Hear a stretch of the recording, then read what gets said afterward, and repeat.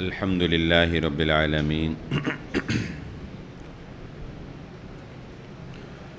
والعاقبة للمتقين والصلاة والسلام على أشرف الأنبياء والمرسلين أما بعد فأعوذ بالله من الشيطان الرجيم بسم الله الرحمن الرحيم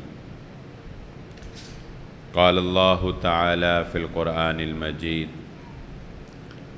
هو الذي أرسل رسوله بالهدى ودين الحق ليظهره على الدين كله ولو كره المشركون۔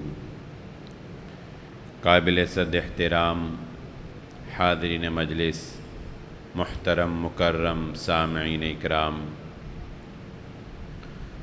ہر قسم کی تعریفات اس خالق مالک ارض و سماوات کے لیے، اور لاکھوں کروڑوں درود و سلام آپ محمد مصطفیٰ صلی اللہ علیہ وآلہ وسلم کی ذات اقدس پر۔ اللہ تعالیٰ کا یہ بہت بڑا احسان عظیم ہے کہ مجھ جیسے ایک گناہگار کو ایک عظیم درسگاہ مادر علمی جامعہ سلفیہ میں بیٹھ کر آپ احباب سے گفتگو کرنے کا، دین کی بات کرنے کا موقع مل جاتا ہے۔ اللہ تعالی ہماری ان تمام کمزور کاوشوں کو قبول و منظور فرما لے۔ بلا شبہ اس ماہ مبارک میں روزے بھی رکھے ہیں، آپ احباب نے قیام بھی کیا ہے، قرآن کی تلاوت بھی کی ہے، اور بھی صدقہ اور خیرات اور نیکیاں اپنی اپنی استطاعت اور اپنی اپنی قوت کے مطابق انسان مسلمان کر رہے ہیں۔ اللہ تعالیٰ سے گفتگو کے آغاز سے قبل یہ دعا ہے، یا اللہ ہماری ان تمام کمزور عبادات کو قبول فرما لے، اور اللہ ہماری عبادات کو شرف قبولیت بخشتے ہوئے ہمیں اپنی رحمت سے جنت میں داخلہ عطا فرما دے۔ کیونکہ ہم کتنی بھی عبادت کر لیں، ہم کتنی بھی کوششیں کر لیں، ہم کتنی بھی محنت کر لیں، ہماری یہ عبادات، ہماری یہ ریاضتیں، ان کا بدلہ جنت نہیں ہو سکتی۔ ان کا وہ تو رب العالمین ہے، غنی بے نیاز ہے، کسی کا محتاج نہیں ہے، ہم اس کا کچھ کام نہیں آ سکتے، ہم اس کی کوئی خدمت نہیں کر سکتے۔ جتنے نوع انسانی ہیں، حضرت آدم علیہ السلام سے لے کر قیامت تک جتنے انسان آ چکے اور آنے والے، یہ سارے مل جائیں نا، اور ان کے ساتھ جنات بھی مل جائیں نا، اور یہ سارے مل کر یہ فیصلہ کر لیں کہ ہم نے اللہ کی تابعداری کرنی ہے، فرما برداری کرنی ہے، بس مکمل اطاعت میں زندگیاں گزار دیں، تو اس کی بادشاہت میں ایک ذرہ برابر بھی اضافہ نہیں کر سکتے۔ اور اگر اس کے مخالف یہ سارے اس کی نافرمانی میں لگ جائیں، یہ سارے اس کی نافرمانی میں لگ جائیں، تو اس کی بادشاہت میں ایک ذرہ برابر بھی کمی واقع نہیں کر سکتے۔ ہم اس کے کچھ کام نہیں آ سکتے، ہم اس کی کوئی خدمت نہیں کر سکتے، تو اس کا حق ادا کرنا تو کجا، ہم تو اس ماں کا حق ادا نہیں کر سکتے جس میں بچپن میں ہمارے لیے چند راتوں کو جاگ کے گزارا ہوتا ہے۔ ہم تو اپنے ماں باپ کا حق ادا نہیں کر سکتے، جبکہ ہم ان کی خدمت بھی کرتے ہیں، ان کی اطاعت و فرما برداری بھی کرتے ہیں، ان کی ٹانگیں بھی دباتے ہیں، ان کی ضروریات کا خیال بھی رکھتے ہیں۔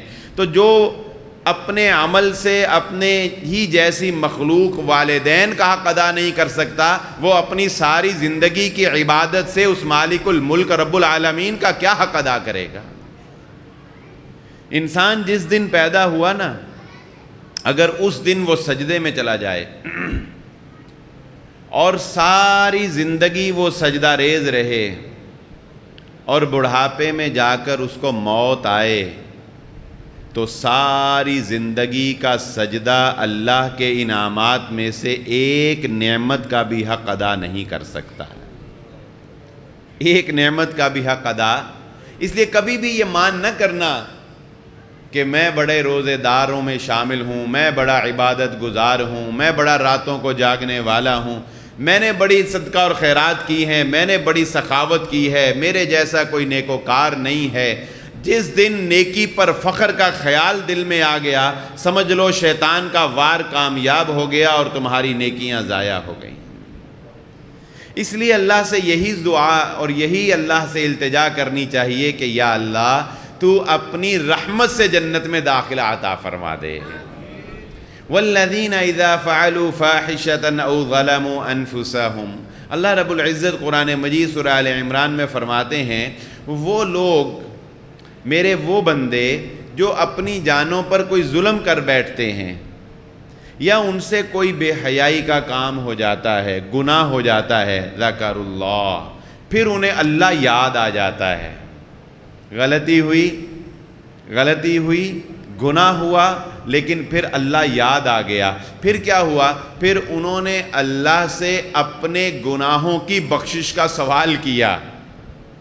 تو گناہوں کو بخشنے سے پہلے اللہ رب العزت نے ایک بہت پیارا محبت بھرا جملہ کہا، وَمَن يَغْفِرُ الذُّنُوبَ إِلَّا اللَّهُ۔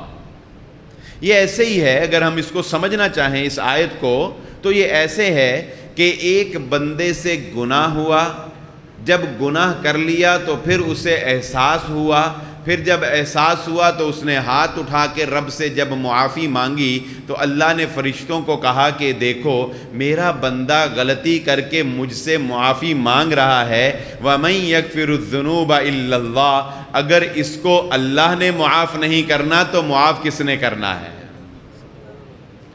اگر اس کو میں نے معاف نہیں کرنا تو معاف کس نے کرنا ہے؟ اولئک جزاؤہم مغفرہ، یہی وہ لوگ ہیں کہ ان کا بدلہ اللہ فرماتے ہیں بخشش ہے۔ جو میں نقطے کی بات بیان کر رہا ہوں، اللہ رحمت سے جنت دیتا ہے، وہ اصل نقطہ ہمارا وہ ہے جہاں سے ہم نے گفتگو کا آغاز کیا۔ تو اللہ رب العزت فرماتے ہیں اولئک جزاؤہم مغفرہ، یہی وہ لوگ ہیں ان کا بدلہ بخشش ہے۔ ان کا بدلہ کیا ہے؟ بخشش۔ حساب برابر؟ بتائیں حساب برابر ہو گیا کہ نہیں؟ ایک ملازم آپ کا غلطی کرے، آپ کا ملازم غلطی کرے تو غلطی پر کیا ہوتا ہے؟ سزا ہوتی ہے، غلطی پر سزا ہوتی ہے۔ اچھا وہ آ کر کہتا ہے حضور والا معاف کر دیں سزا نہ دیں، آپ کہتے ہیں جا معاف کیا تو بات ختم، بلکہ ہم کہتے ہیں یار جدوں نے معافی کرتا تے پیچھے کی رہ گیا، یا بندہ کہتا ہے یار جدوں نے معافی جو مانگ لی تے اور کی رہ گیا، تو بات ختم ہو گئی نا۔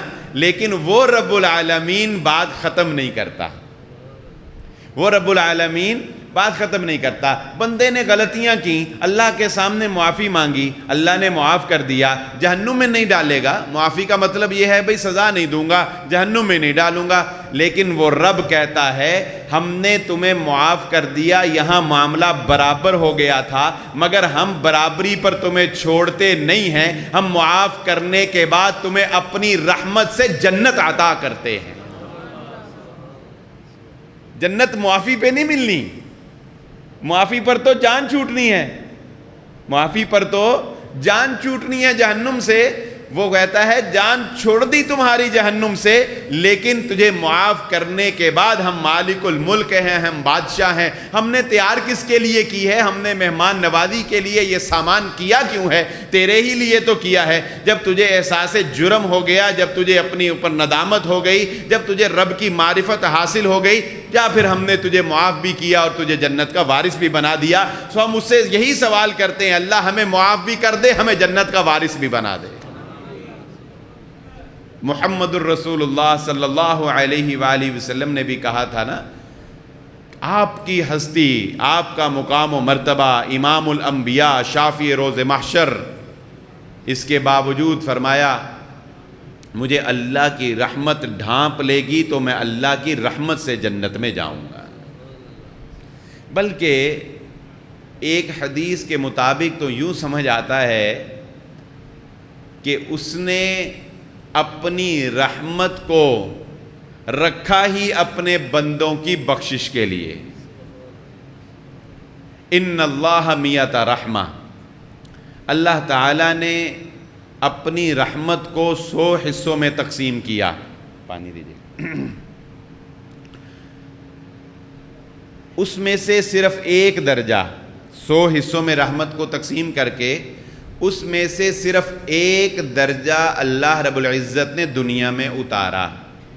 جو آپ دیکھتے ہیں نا کہ ماں بچے کے لیے جان دیتی ہے، بھائی بھائی کے لیے جان دیتا ہے، دوست دوست سے کتنی محبت کرتا ہے، یہ چرند پرند یہ حیوانات ایک دوسرے سے کتنی محبت کرتے ہیں، لوگ محبت میں جانے بھی دیتے ہیں، لوگ محبت میں جانے بھی دیتے ہیں۔ یہ اللہ کی اس رحمت کا صرف ایک حصہ ہے جو دنیا میں اتارا ہے۔ کتنی محبت ہے دنیا میں، آپ اندازہ تو لگائیں ذرا۔ اور آج کل تو ویسے بھی ہر طرف محبت کے ہی چرچے ہیں۔ آج کل تو میڈیا پہ، موبائلوں پہ ہر طرف محبت ہی محبت ہے، کچھ اور تو نظر ہی نہیں آتا۔ محبت ہی اوڑھنا، محبت ہی بچھونا، محبت ہی جینا، محبت ہی مرنا، سب کچھ ہی محبت ہے آج کل تو نوجوانوں کا۔ تو وہ یہ ایک رحمت کا درجہ ہے جو محبت دنیا میں